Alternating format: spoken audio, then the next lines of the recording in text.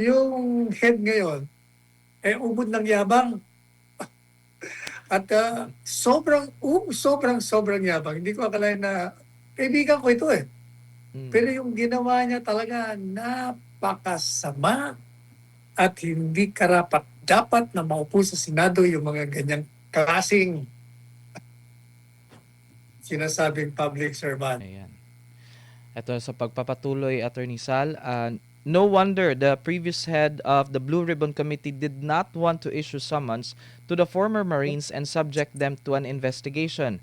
In addition to absolving the chief executive and former Speaker of the House from liability on the biggest heist of the century, without calling them to appear before the committee, with the Gatchalian group naming one of its own, who is notoriously known for advocating the bending or breaking of a law to get a desired result, as the new chairman of the BRC and who has pompously threatened to arrest senators who will attempt to convene a separate Blue Ribbon Committee hearing. The country is now faced with a destructive and odious Senate gridlock. Yan po ang last part. Ayan. Alam nyo, meron bagong, yung ginaganap ngayon. Ang problema, yung head ngayon, ubod ng yabang. At sobrang yabang. Hindi ko akalain na kaibigan ko ito eh. Pero Mm. yung ginawa niya talaga napakasama at hindi karapat dapat na maupo sa Senado yung mga ganyang klaseng sinasabing public servant. O kaya, tinarin mo. Dahil maraming pumuna sa kanya, napuwersa siyang humingi ng tawad. Hindi mo sasabihin niya, pwelyuhan ko kayo. Ako humingi, ang yabang. Ay, sobra. Samantalang siya, kilalang-kilala siya. Notorious nga ang kanyang, ang kanyang pangalan na number one na bender o breaker ng batas. Di ba sabi niya, pwede natin baluktutin ang batas. Pag ito ay makakabuti. Kaya tinusiran sila. Kaya kayo kasi. Akala nyo pag nandiyan sa radyo at pumaporma-porma ng anti-government, akala nyo, pinagtatanggol na at sinusulong niya ang kapakanan ng bayan. Nako, ang dami nang bola dyan, ang dami nang budol. Kaya huwag kayo magpapapaniwala sa mga ganyang tao. Tingnan natin kung anong gagawin. Tingnan muna, wala yung 18 marino, no? Hindi nagpunta. Yes, Attorney. Eh, Kakaano lang na balita, Attorney Sala, oh, ano? nakarating na daw sa Senado, Attorney Sal, yung 18X, yung Brave 18 kasama si Senator Robin Hood Padilla, Attorney Sal. Di ba buti? Anyway, Yan. tuloy ko. Kaya naman pala, itong mga nandiyan sa Blue Ribbon, yung unang Blue Ribbon, yung pinapangunahan niya, ni Laxi, Ah, si Laxi Boy. Kaya pala, ayaw niya ipatawag, ang tindi pala. Ang tindi pala ng mga sasambulat ng mga hindi umanong pagtanggap ng mali-malitang pera. Kaya pala, inaabswelto niya, hindi pa nga nagbibista, inaabswelto niya na si Martin Romualdez, si Presidente Marcos Jr., sa halip na buksan niya yung komite para mag-imbestiga. Nauna na yung paghatol.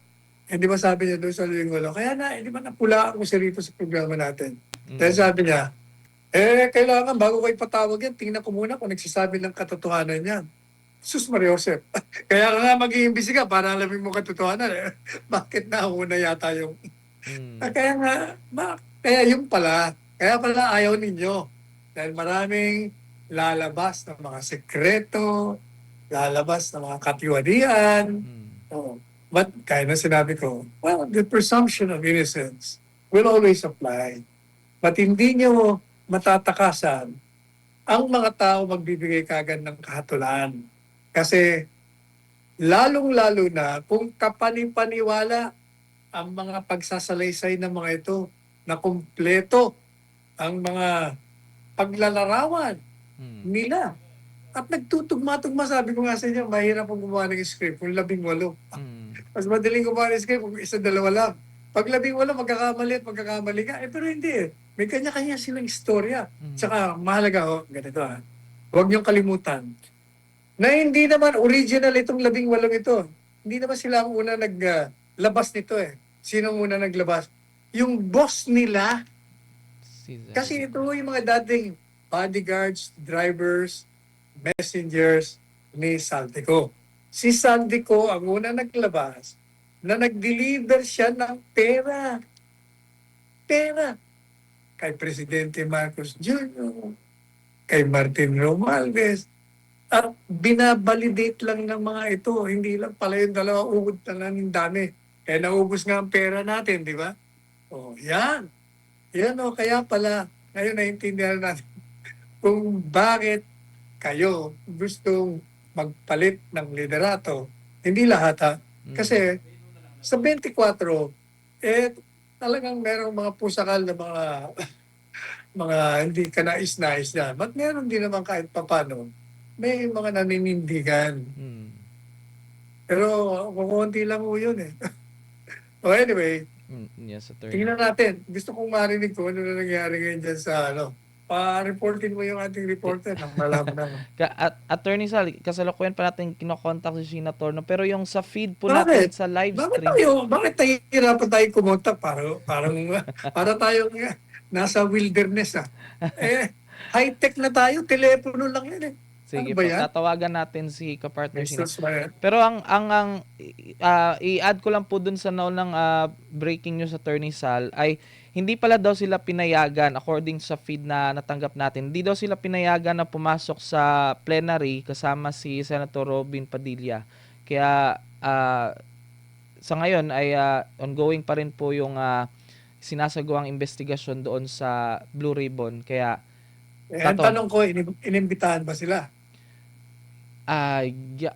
Well, magandang question ni Attorney Sal. Kaya alamin natin yan na sa mga sandaling ito, tatawagan natin si kapartner Sheena. Yung puro yabang ni Erwin. Dapat pagkakataon mo na ito, ipakita na ikaw ay matino. Nandyan, no? Kasi alam po niyo, dyan sa loob, kung magaling kayo magtanong, kung marunong lamang kayo, madali niyo malaman kung nagsisinungaling. Ang problema kasi, kahit yung mga nagtanong nung nakaraan, naku, marami akong pagpuna eh. Kasi, halimbawa, bigyan ko kayo ng halimbawa.